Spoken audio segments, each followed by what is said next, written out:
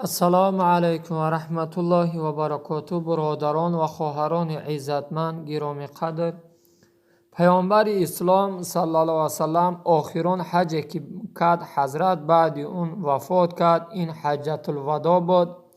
در همین حجت الوداع به حد اصحاب زیاد با همراهی پیامبر بود، از مرد زن.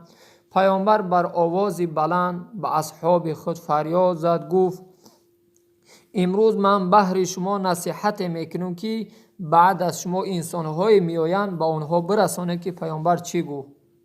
رسول الله صلی الله علیه و سلم گفت بهترین مرد همون مردی هست که با زن خود رفتاری نیک میکنه، رفتاری خوب میکنه. و ما که بهترین شما هستم، پیامبر گفت بهترین رفتار با زنهای خود میکنم و با شما هم توصیه میکنم. پیامبر گفت که بهترین رفتار با زن و فرزندان خود داشته باشید. به همین خاطر دوستان عزیز کوشش کنید که از این سنت پیامبر برخوردار باشیم. الله متعال من و شما را عمل کردن به سنت پیامبر موفق گرداند.